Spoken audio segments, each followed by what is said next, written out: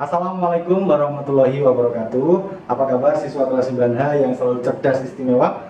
Semoga hari ini kalian dalam keadaan sehat walafiat dan kita selalu dalam lindungan Allah Subhanahu wa taala. Amin amin amin ya rabbal alamin. Anak-anak, sebelum kita memulai pembelajaran pada pagi hari ini, alangkah baiknya kita berdoa terlebih dahulu. Berdoa, silakan.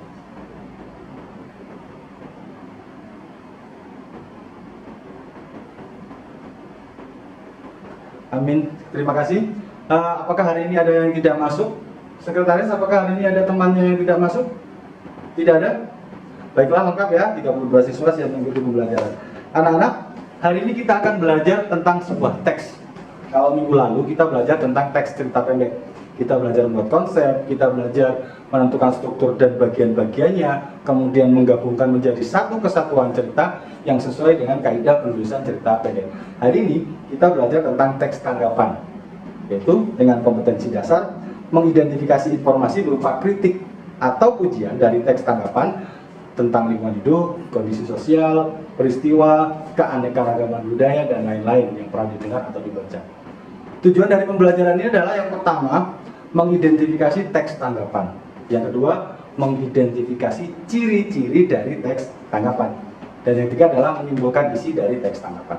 Namun terlebih dahulu kita harus mengetahui apakah itu teks tanggapan. Mungkin ada yang sudah baca materinya semalam mungkin. Kalau sudah baca bagus, saya tidak perlu baca lagi. Ada? Tidak ada? Ya. Teks tanggapan merupakan teks yang berisi pendapat, baik itu berupa kritik ataupun pujian terhadap lingkungan, terhadap sebuah peristiwa, kondisi sosial, keanekaragaman budaya, dan bisa juga perbuatan seseorang, karena tanggapan sendiri tidak lepas dari kehidupan sehari-hari masyarakat Indonesia. Ya. Dengan kata lain, ketika kita diminta untuk menanggapi atau membuat teks tanggapan terhadap sesuatu, maka otomatis kita diminta untuk membuat sebuah kritikan tentang suatu hal dan membuat pujian juga tentang sesuatu hal sesuai dengan konteksnya. Apakah konteks tersebut meminta kita membuat kritikan ataukah konteks tersebut meminta kita untuk membuat pujian. Nah, ada 3 jenis teks tanggapan dalam bahasa Indonesia. Yang pertama adalah tadi sudah kita bahas sebelumnya. Yang pertama adalah tanggapan negatif berupa kritikan. Nah, tanggapan yang berisi ungkapan mengenai baik buruk sesuatu. Kritik juga bisa diartikan pernyataan kecaman atau tanggapan yang disertai dengan uraian atau pertimbangan baik buruk sesuatu. Nah, sederhananya, tanggapan berupa kritikannya adalah ketidaksetujuan tentang suatu hal. Yang kedua adalah tanggapan positif berupa pujian. Tanggapan ini berisi pernyataan, pengakuan dan apresiasi sedalam-dalamnya terhadap kebaikan atau keunggulan suatu karya atau hal yang memang dianggap baik dalam penilaian dari yang membuat tanggapan. Jadi terbalik ya, kalau misalkan kritik itu tanggapan negatif berupa ketidaksetujuan, sedangkan pujian merupakan tanggapan positif yang berupa persetujuan atau tindakan setuju terhadap suatu hal. Yang ketiga adalah tanggapan berupa saran, yaitu alternatif atau pilihan yang lebih baik dalam kondisi dan situasi apapun dalam menanggapi dengan santun, karena dapat memberikan kritik yang membangun, bukan hanya mengumbar kesalahan atau kesalahan sebuah karya saja atau sebuah peristiwa. Nah, pada dasarnya ketika kita membuat sebuah kalimat tanggapan berupa kritikan, maka harus disertai dengan alasan, dan itu wajib. Dan alasan dalam sebuah kritikan pun harus bersifat membangun, bukan menjatuhkan. Sehingga kalimat tanggapan berupa kritik itu tidak terdengar terlalu kejam, terlalu sadis, terlalu tidak mengenakan, dan orang termotivasi untuk merubahnya. Ya. Oke. Sementara untuk struktur atau bagian dari teks tanggapan itu dibagi menjadi 3, yaitu evaluasi, yang kedua adalah deskripsi teks, yang ketiga adalah penegasan ulang. Di sini saya sajikan sebuah teks, ya. Kalian juga bisa membukanya di buku paket Bahasa dan Sastra Indonesia 3, halaman 147-148. Nah, di situ ada sebuah teks dengan judul ekstrakurikuler atau pelajaran tambahan. Tanya. Nah, apa yang dimaksud dalam teks ini? Nah, ternyata dalam teks ini ada berupa pilihan. Karena di sebuah sekolah atau lembaga pendidikan, baik sekolah maupun madrasah, itu diterapkan ada jam-jam tambahan. Nah, jam-jam tambahan ini dimanfaatkan untuk apa?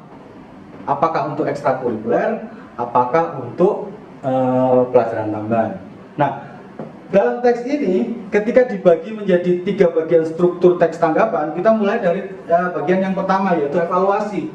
Ini mengetengahkan atau menyatakan mana yang dipilih, mana yang lebih baik antara ekstrakurikuler atau pelajaran tambahan untuk memanfaatkan jam tambahan yang ada di madrasah atau sekolah.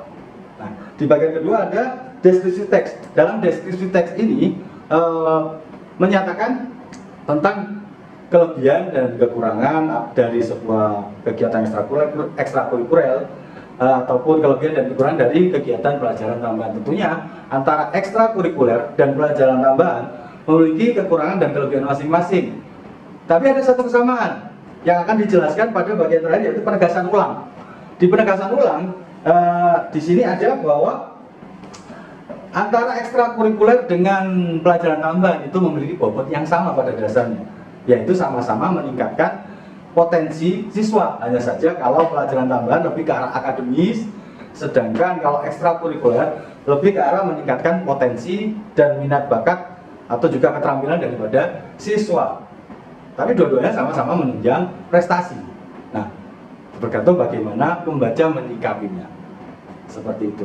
Namun di sini belum dijelaskan apa fungsi, apa tujuan dan ciri-ciri dari teks tanggapan. Itu nanti adalah tugas kalian. Nah, setelah ini Bapak meminta kalian untuk membentuk kelompok dari satu kelas, dibentuk kelompok. Kemudian Bapak akan menyajikan sebuah teks tanggapan yang akan nanti kalian cari tujuan, fungsi, dan ciri-ciri dari teks tanggapan tersebut. Setelah itu kalian membaginya dalam struktur-struktur bagian dari teks tanggapan. Ada berapa tadi struktur teks tanggapan? Ada 3. Yang pertama evaluasi, kedua adalah deskripsi teks, dan yang ketiga adalah penegasan ulang. Nah, jumlah siswanya adalah 32. Kita bagi berapa ya? Kita bagi 6 kelompok saja. Ya, jadi satu kelompok ada 5 siswa. Nanti karena 32 berarti ada yang 6. Ya, silakan kalian membagi kelompok sesuai nomor urut absen saja, biar tidak lama. Ya, kemudian langsung bergabung dengan kelompoknya, tentukan ketua kelompoknya, kemudian segera melaksanakan tugas yang saya berikan. Diberi waktu berapa untuk menganalisis teks tanggapan tersebut? 15 menit, terlalu lama? 10 menit? Oke, 15.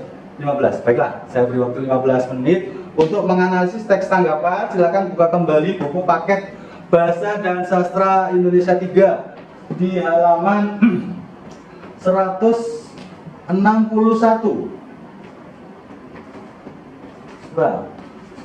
Nah, silakan buka buku paket Bahasa dan Sastra Indonesia 3 pada halaman 161, 162. Di situ ada sebuah teks yang menarik.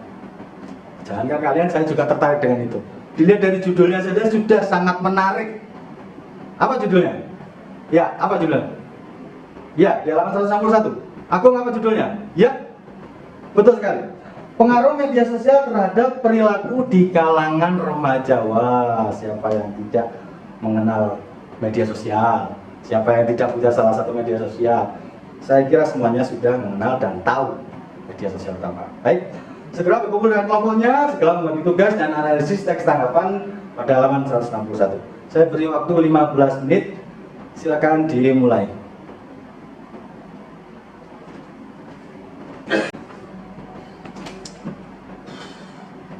Baiklah anak-anak, waktunya sudah habis, silakan dikumpulkan hasil diskusinya.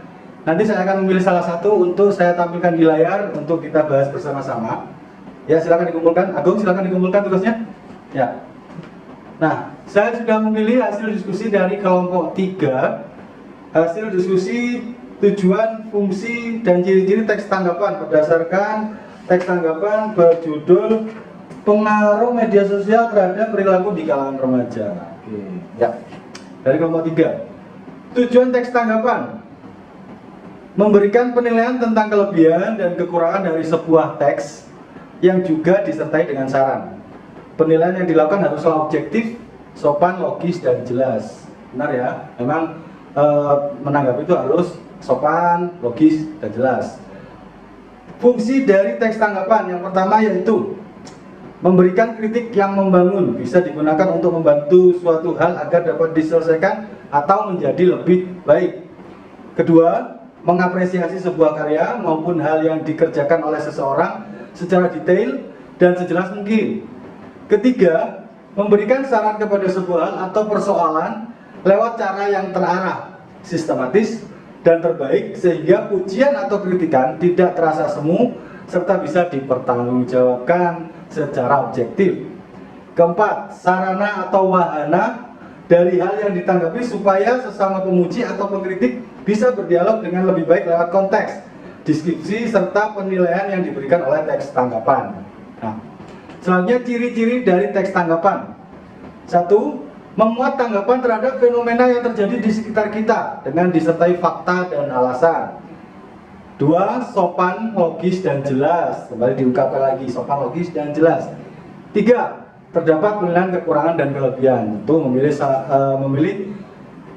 pilihan itu harus melihat kelebihan dan kekurangan apa yang menjadi pilihannya. Yang keempat, terdapat saran. Ingat yang saya sampaikan tadi, kalau kritikan tanpa saran itu kejam, ya. Kritikan tanpa saran itu kejam. Baik, tepuk tangan untuk kelompok 3 karena sudah memberikan analisis yang begitu baik sehingga lengkap. Nah, anak-anak, dari kegiatan kita pada pagi hari ini tentang teks tanggapan, apa yang bisa kita pelajari? Nah, yang kita pelajari sangat banyak, terutama yang berkaitan dengan kehidupan sosial kita, karena kita makhluk sosial. Kita hidup di tengah masyarakat, tentunya tak lepas dari apa yang kita lihat, apa yang kita dengar, dan apa yang kita rasakan. Nah, terlepas dari apa yang kita lihat, kita dengar, kita rasakan, kita pasti tanpa sadar berujar, atau menanggapi, atau berkomentar, atau kalau bahasa Jawanya, ngerasani. Nah, kalau sebelum kita mempelajari teks tanggapan, kita membuat tanggapan atau komentar yang tanpa dasar, tanggapan atau komentar yang tanpa alasan, sehingga kesannya menjatuhkan, sehingga ujung-ujungnya apa? Saling baku hantamnya, bertengkar dan sebagainya. Pokoknya tidak enak lah. Nah, diharapkan setelah adanya pembelajaran tentang teks tanggapan ini, kita semua belajar membuat tanggapan ataupun komentar yang sopan, yang logis, dan yang jelas. Dan yang terpenting lagi, alasannya harus alasan yang membangun, bukan menjatuhkan. Ingat, mengkritik boleh, tapi memberi alasan yang membangun itu wajib. Sehingga kita tidak hanya menjatuhkan, tidak boleh menjatuhkan. Kita harus memotivasi agar sesuatu itu, agar seseorang itu menjadi lebih baik dan lebih baik lagi. Nah, itu yang harus kita lakukan. Bisa mulai hari ini membuat tanggapan yang lebih baik, bisa berkomentar yang lebih baik, lebih sopan, lebih logis, masuk akal, lebih jelas. Bisa ya? Bisa ya? Kami harapkan kalian bisa melakukannya, karena percuma kalian mempelajari teks tanggapan tapi tidak bisa mengaplikasikannya dengan benar di masyarakat. Jadi mulai hari ini, ketika melihat, mendengar, merasakan sesuatu yang tidak mengenakan hati, silakan berkomentar, silakan memberi tanggapan, silakan mengkritik, silakan memberi pujian, tapi dengan alasan yang membangun. Ya. Nah, untuk mengetahui sejauh mana pengetahuan kalian tentang teks tanggapan, nanti di rumah kalian mengerjakan teks mandiri. Silakan buka kembali buku paket Bahasa dan Sastra Indonesia 3 di halaman 163. Ya, betul. Halaman 163. Ini ada satu teks tanggapan atau ada satu teks yang menarik sekali, terutama bagi kalian. Kenapa saya katakan menarik bagi kalian? Karena kalian sekarang di kelas 9. Coba lihat, dibaca. Apa judulnya?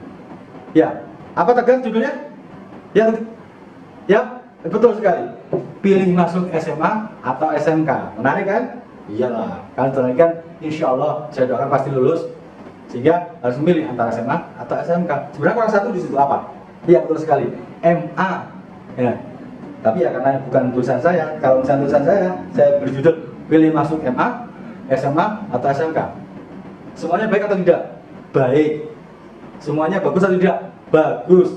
Ada yang sekolahnya rubuh? Tidak. Semuanya baik, semuanya bagus. Tinggal bagaimana kalian menentukan kelebihan dan kekurangan serta kecocokan untuk kalian mau bersekolah di mana, di MA, di SMA atau di SMK. Tentukan pilihan kamu dengan membaca teks tersebut dan mengidentifikasinya berdasarkan fungsi, tujuan, ciri-ciri serta strukturnya. Ada berapa tadi strukturnya?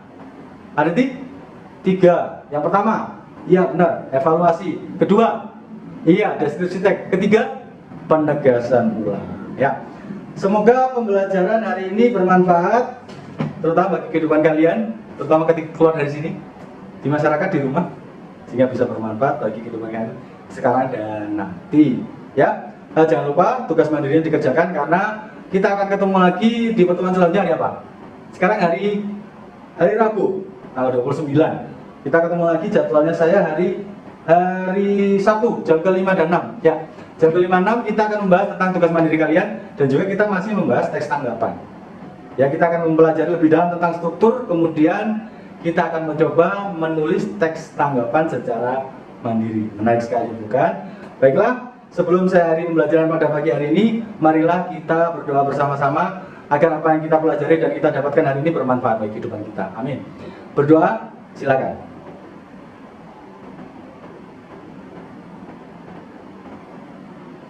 Baik, sebelum saya hari lagi, saya punya satu jargon. Ya, kita kuasai bahasa asing, kita budayakan bahasa daerah, kita gunakan bahasa Indonesia. Salam literasi. Ingat, tetap sehat, jaga stamina di rumah aja. Sampai jumpa.